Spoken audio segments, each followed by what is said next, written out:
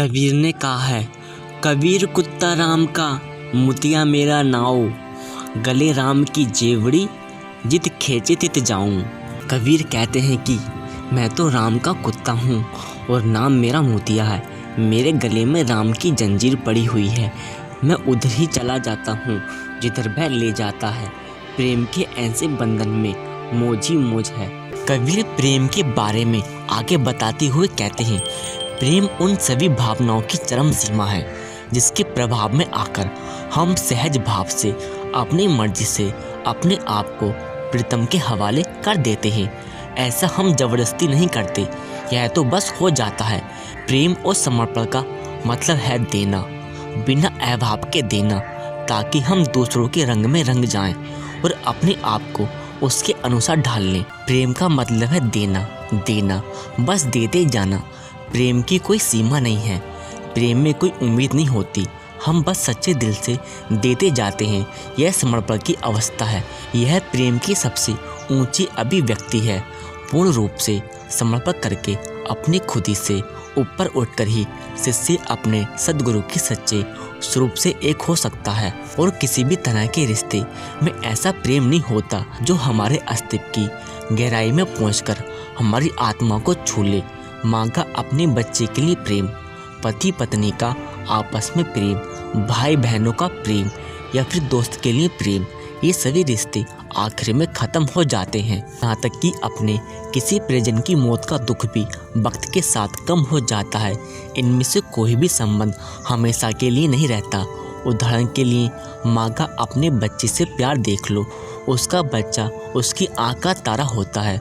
वह उसका लालन पालन करती है, उसे प्यार करती है और उसकी संभाल करती है। इसी तरह बच्चे के लिए भी उसकी माँ दुनिया की सबसे ऊंची माँ है। वह माँ पर पूरी तरह निर्भर होता है।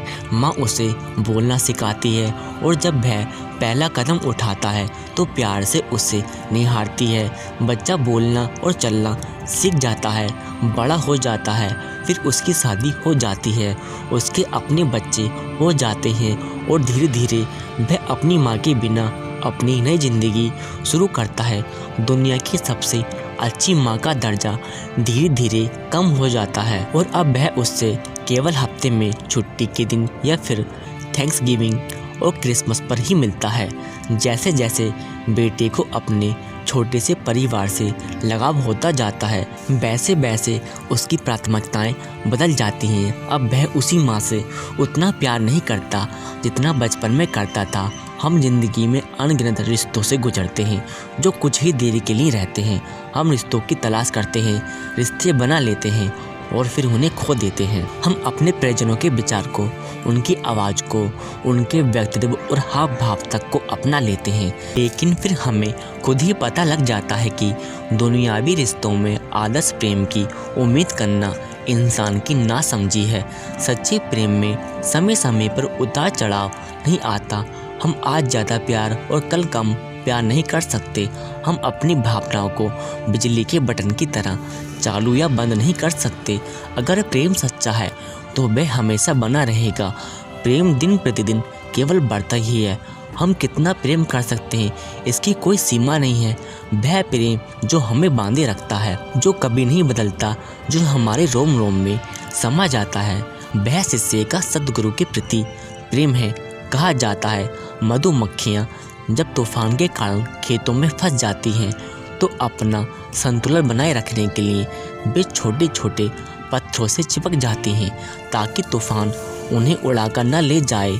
इसी तरह हम भी सद्गुरु के प्रेम की डोर को मजबूती से पकड़कर बदलते हालात के तूफानों में अपना संतुलन बनाए रख सकते हैं।